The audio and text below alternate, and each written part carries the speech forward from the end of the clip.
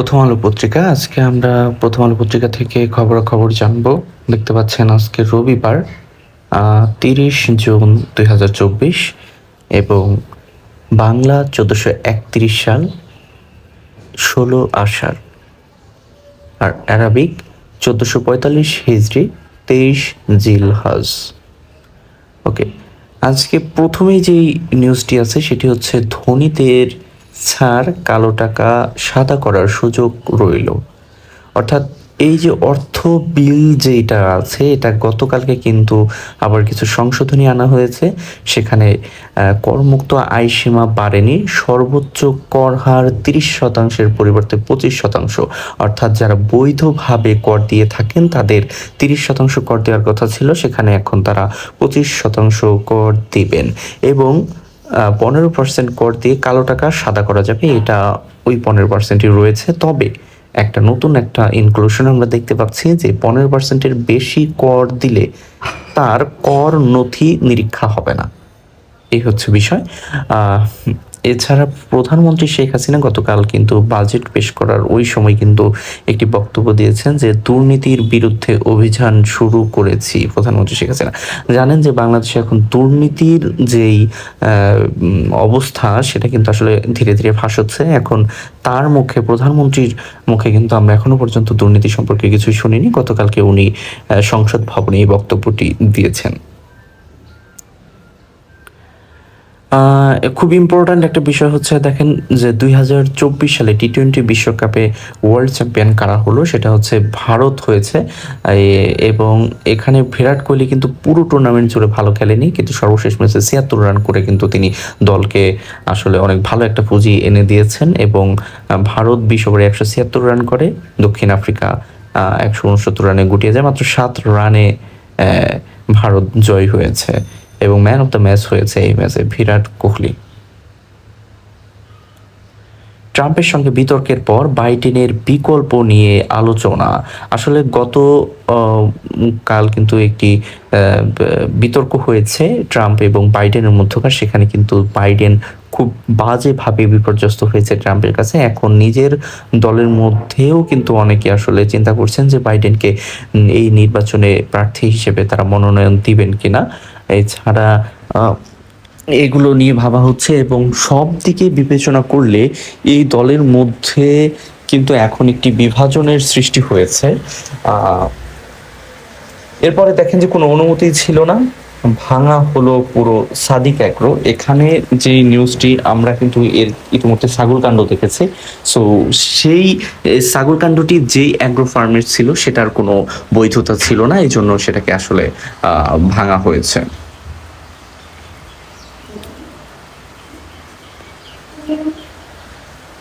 গতকাল বিএনপি একটি সমাবেশ ডাকে তাদের কার্যালয়ের সামনে পল্টনে, এবং এর বিপরীতে পাল্টা সমাবেশ ডাকে আওয়ামী লীগ। এখানে দেখেন আওয়ামী লীগের সাধারণ সম্পাদক তিনি, তার মূল যে কথাটি ছিল, সহিংসতা হলে খবর আছে, আবারও খেলা হবে। এবং একই সাথে মেইন মোটিভ ছিল বিএনপির, খালেদা জিয়ার মুক্তি না দিলে করুণ পরিণতির জন্য প্রস্তুত থাকুন। তো এইরকম একটা সমাবেশ হচ্ছে, পাল্টা সমাবেশ হচ্ছে গতকালকে। এই হচ্ছে অবস্থা।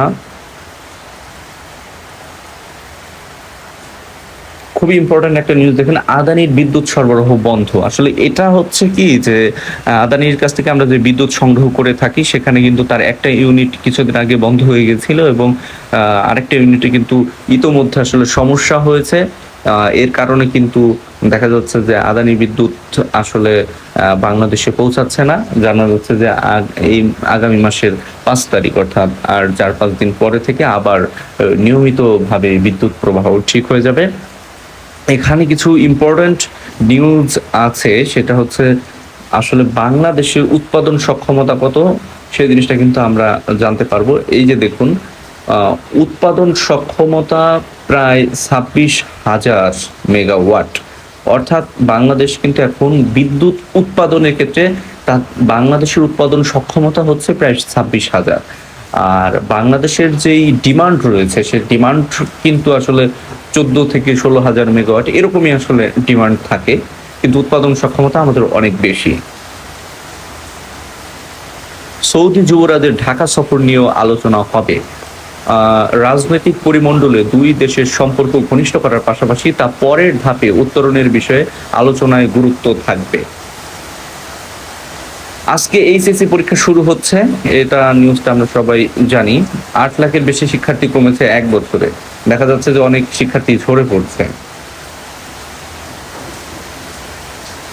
কেমন ছিল প্রধান উপদেষ্টা ও সেনা প্রধানের সম্পর্ক? এখানে আসলে বর্তমান যিনি আমাদের নির্বাচন কমিশনার রয়েছেন কাজী হাবিবুল আওয়াল, তিনি একটি বই লিখেছেন। সেই বইয়ের উপর ভিত্তি করে অভিমত বিশ্লেষণ করা হচ্ছে প্রথম আলোর 3 পর্বের। আজকে এই পর্বটা হচ্ছে শেষ পর্ব। আপনারা এর পূর্বে দ্বিতীয় পর্ব আপনারা গত দিনের পত্রিকায় পাবেন, এবং তার আগের দিনের পর্ব তার আগের দিনের পত্রিকায় পাবেন। তো এখানে মূল যেই কথাগুলো আছে সেটা যদি আমি একটু বলি। সরকারের শেষ দিনগুলোতে সেনা প্রধান উপদেষ্টাকে পছন্দ করছিলেন না, এবং প্রধান উপদেষ্টাও সেনা প্রধানকে পছন্দ করছিলেন না। যে পটভূমিতে 111 সেনা সমর্থিত অসামরিক সরকার আবির্ভূত হয়েছিল তা ছিল মূলত অসামরিক রাজনৈতিক নেতৃত্বের রাজনৈতিক ব্যর্থতা। প্রথম চেষ্টা হয়েছিল ডক্টর ইউনূসকে প্রধান করে সরকার গঠন করা। পরে ডক্টর ইউনূস অপারগতা ব্যক্ত করলে ডক্টর ফেরদৌস আহমেদ কুরেশিকে দিয়ে সরকার গঠন করার চেষ্টা করা হয়। তার মানে আমরা জানতে পারলাম ডক্টর মোহাম্মদ ইউনূসকে যখন এই 111-এর তত্ত্বাবধায়ক সরকার তাকে সরকার প্রধান হওয়ার জন্য বলেছিলেন, তিনি কিন্তু সেটা সাথে সাথে নাকচ করে দিয়েছেন এবং অপারগতা ব্যক্ত করেছেন। বায়ু দূষণ ও শিশুর ফুসফুসের সমস্যা। আসলে বাংলাদেশের এই ঢাকা শহর কিন্তু আসলে বসবাসের অযোগ্য শহরের ভিতরে আসলে প্রথম 5টি শহরের মধ্যে সবসময় থাকে। সো এখানে শিশুদের বায়ু দূষণ এবং ফুসফুসের সমস্যার অনেক বেশি হয়ে থাকে, এবং এর ফলে সর্দি, কাশি, নিউমোনিয়া, ফুসফুসের ক্যান্সার এরকম বিভিন্ন ধরনের সমস্যা হয়ে থাকে। দুর্নীতিবাজরা এখন অনেক বেশি ক্ষমতাবান। আমরা এই বদিউর রহমানের বিশেষ একটি সাক্ষাৎকার নেওয়া হয়েছে। উনি কিন্তু সাবেক সচিব ও জাতীয় রাজস্ব বোর্ডের চেয়ারম্যান ছিলেন, এবং যখন তত্ত্বাবধায়ক সরকার ছিল তিনি স্বেচ্ছায় পদত্যাগ করেছেন। আমরা কিন্তু এই বেশ কয়েকদিন ধরে তার বিভিন্ন ধরনের সংবাদ মাধ্যমে তাকে টকশোতে আমরা দেখতে পাচ্ছি। মতিউর যে ছাগলকাণ্ডটি ঘটেছিল সেখানে কিন্তু মতিউর তার আন্ডারে ছিলেন, এবং তাকে নিয়ে তিনি বেশ কিছু মন্তব্য করেছেন এবং অনেক কিছু খোলাসা করেছেন। সো তার একটি সাক্ষাৎকার এখানে নেওয়া হয়েছে। সাক্ষাৎকার নিয়েছেন সোহরাব হোসেন। এই সাক্ষাৎকারটা আপনারা পড়তে পারেন। ধ্বংসের মুখে টেংরাগিরি। দেখুন যে কাঠ চোর চক্রকে থামান, বন বাঁচান। বর্তমানে কিন্তু আমাদের বনের মধ্যে যে কাঠ রয়েছে, গাছ কেটে ফেলা হচ্ছে, বিভিন্ন ধরনের সমস্যার সম্মুখীন হতে হচ্ছে। এর ফলে কিন্তু এই গাছ কাটার ফলে কিন্তু ঝড় বা প্রাকৃতিক যেই ন্যাচারাল ফ্লোটা রয়েছে এটা নষ্ট হচ্ছে। শুধু তাই না, জলবায়ু পরিবর্তনের কারণে কিন্তু প্রচন্ড গরম, আমরা কিছুদিন আগে দেখেছি তীব্র গরমে, অসহনীয় গরমে কিন্তু আমরা আসলে টিকতে পারছি না। এরকম বিভিন্ন সমস্যা কিন্তু আসলে হচ্ছে। সাগরের যে উচ্চতা সেটা কিন্তু দিন দিন বেড়ে যাচ্ছে এই জলবায়ু পরিবর্তনের কারণে। যেখানে আমরা বেশি বেশি গাছ লাগাবো সেই জায়গায় আমরা আরো গাছ কেটে কেটে ধ্বংস করছি। শুধু তাই না, সেই গাছ যাতে কেটে ফেলার বোঝা না যায়, এই জন্য নিচের গোড়ালিতে আসলে আগুন জ্বালিয়ে দিচ্ছে, এরকম ঘটনা কিন্তু ঘটছে। সো ফরেস্টের যেই প্রশাসন রয়েছে তাদের এখনই আসলে খুব ভালোভাবে বিষয়টা ট্যাকেল দেওয়া উচিত। এছাড়া আমরা একটা জিনিস জানি যে বর্ষার সময় গাছ লাগালে সেটা দ্রুত বর্ধন হয় এবং বেঁচে থাকার প্রবণতা বেশি থাকে। সুতরাং এখন বর্ষাকাল চলছে, আপনারা কিন্তু এখন গাছ লাগাতে পারেন। ডানপন্থীদের মাথা চাড়া কতটা মাথা ঘামানোর বিষয়।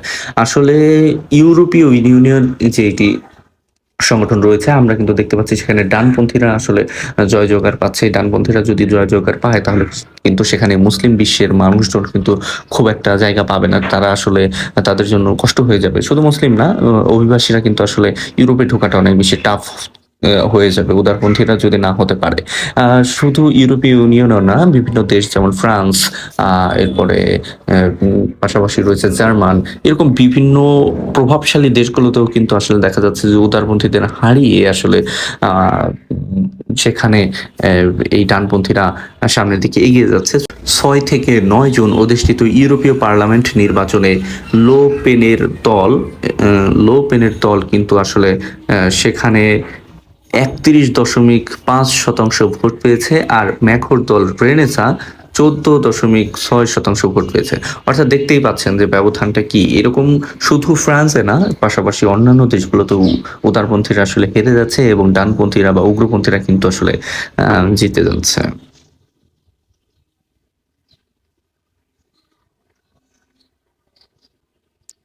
র‍্যাংকিং এর সুখবর কি অব্যাহত থাকবে? আমরা দেখতে পাচ্ছি যে বিশ্বসেরা ৬০০ টি বিশ্ববিদ্যালয়ের তালিকার মধ্যে কিন্তু ঢাকা বিশ্ববিদ্যালয়ের স্থান হয়েছে। যেটা কিনা ২০১৯ থেকে ২৩ সাল পর্যন্ত ৮০১ থেকে ১০০০ এর মধ্যে ছিল। সেটা এখন ৬০০ র মধ্যে এসেছে। সুতরাং এই জায়গাটা ধরে রাখা খুবই গুরুত্বপূর্ণ, এবং কোন সূচকে কত স্কোর সেটাও কিন্তু দেয়া হচ্ছে। আমরা জাস্ট সূচকগুলো দেখি। দেখুন যে একাডেমিক খ্যাতি এই একটা সূচক, শিক্ষক প্রতি গবেষণা, কর্মসংস্থান, চাকরির যেই আ বাজারের সুনাম, আ শিক্ষক-শিক্ষার্থী অনুপাত, এরপরে রয়েছে আন্তর্জাতিক শিক্ষক অনুপাত, আন্তর্জাতিক গবেষণা নেটওয়ার্ক, আ আন্তর্জাতিক শিক্ষার্থী অনুপাত, স্থায়িত্ব, এবং এর মধ্যে কিন্তু সামগ্রিক স্কোরের মধ্যে কিন্তু আপনারা দেখতে পাচ্ছেন যে ঢাকা বিশ্ববিদ্যালয় ২২.৪০ আ এবারের স্কোর হয়েছে। সাপ উদ্ধার করেন তারা। এখানে যারা রয়েছেন তারা কিন্তু আসলে সাপ উদ্ধার করে থাকেন। তবে চমৎকার একটি লিখনী আজকে আমরা এখানে দেখতে পাচ্ছি যে অবসর বিচ্ছিরি একটা শব্দ। আমরা রজার ফেদেরারকে আমরা সবাই চিনি। তিনি কিন্তু যুক্তরাষ্ট্রের একজন টেনিস তারকা। সো তিনি কিন্তু স্কুল শেষ করেছেন, কিন্তু ইউনিভার্সিটি বা কলেজগুলো তার পড়াশোনা চালিয়ে যেতে পারেননি। তবে গতকাল তাকে কিন্তু একটি ডক্টরেট ডিগ্রি দেওয়া হয়েছে। সেই অনুযায়ী সেখানে তিনি আ দুর্দান্ত একটি বক্তব্য পেশ করেছেন। আপনারা এটা সময় করে আসলে পড়ে নিবেন। এই জিনিসটা আসলে আ খুবই অনুপ্রেরণাদায়ক হবে। শুধুমাত্র আ খেলোয়াড়দের জন্য না, এটা ব্যক্তি জীবনে চাকরিজীবী, পেশাজীবী, শিক্ষার্থী সবার জন্যই খুব অনুপ্রেরণাদায়ক একটি আ উম মোটিভেশনাল স্পিকার হিসেবে তিনি একটি স্পিচ দিয়েছেন বলে মনে হচ্ছে। বৃত্তি দিচ্ছে ব্রাজিল সরকার। তবে একটা মজার বিষয় হলো এখানে কিন্তু ৳৪৭,০০০ প্রতি মাসে আপনার ব্যয় করতে হবে শুধু থাকা খাওয়ার জন্য। বাট আপনার যে পড়াশোনার খরচ সেটা কিন্তু আসলে একদম ফ্রি। সো আপনারা এই আ ওয়েবসাইটে গিয়ে কিন্তু বিষয়টি দেখতে পারেন ডিটেইলে। নির্বাচন গড়ালো ২য় দফায়। আপনারা জানেন যে ইরানের প্রেসিডেন্ট নির্বাচন হচ্ছে। সেখানে কিন্তু আ দেখা যাচ্ছে যে কেউ ৫০% এর বেশি ভোট পাননি। এইজন্য আসলে ৫ জুলাই ২য় দফার নির্বাচন হবে। তবে ইতোমধ্যে এগিয়ে আছেন ইরানের সংস্কারপন্থী প্রেসিডেন্ট প্রার্থী মাসুদ পেজেশকিয়ান। উনাকে আসলে খুব বড় করে এখানটায় দেখানো হচ্ছে। এই হচ্ছেন উনি। সো ২য় দফা আবার নির্বাচন হবে। দেখা যাক যে অবস্থা তখন কি হয়। অসহনীয় পরিস্থিতির শিকার গাজাবাসী। গাজায় আসলে খুবই চরমভাবে বিপর্যস্ত হচ্ছে। আপনারা জানেন যে যুক্তরাষ্ট্রের নির্বাচনের কারণে কিন্তু এখন আ প্রেসিডেন্ট প্রার্থী জো আ ট্রাম্প এবং বাইডেন তারা কিন্তু আসলে এখন এই দিকটায় ইসরায়েলের দিকে তেমন কোনো নজর দিচ্ছেন না।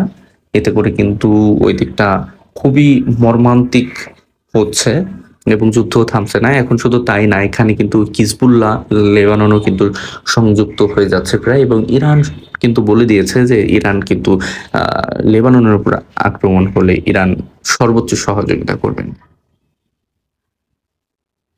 আমরা কিছুক্ষণ আগে পড়ছিলাম ঝুলন্ত পার্লামেন্টের দিকে ফ্রান্স বাড়ছে অনিশ্চয়তা। সেখানে আসলে উদারপন্থীদের হারিয়ে যাওয়ার প্রবণতা তৈরি হচ্ছে। অর্থাৎ ইমানুয়েল ম্যাক্রো হেরে যেতে পারেন, এবং সেখানে মেরিন লে পেন তিনি কিন্তু সরকার গঠন করতে পারেন।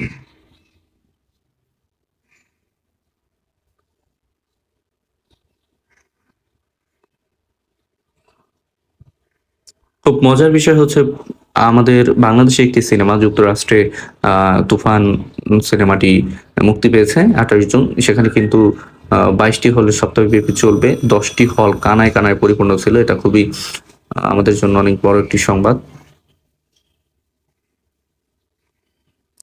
খেলাধুলার প্রসঙ্গে আসলে ১ম এই আসলে বলতে হবে যে ইন্ডিয়া এবং আ সাউথ আফ্রিকার মধ্যকার এই ম্যাচটির কথা আমরা ১ম এই বলেছি। সেখানে কিন্তু আসলে এবার ২০২৪ সালে ভারত বিশ্বকাপে জয়লাভ করেছেন। আপনারা যারা সামনে কোনো চাকরির পরীক্ষা দিবেন সেখানে কিন্তু আ এই ২০২৪ সালে টি-টোয়েন্টি বিশ্বকাপ চ্যাম্পিয়ন কোন দল?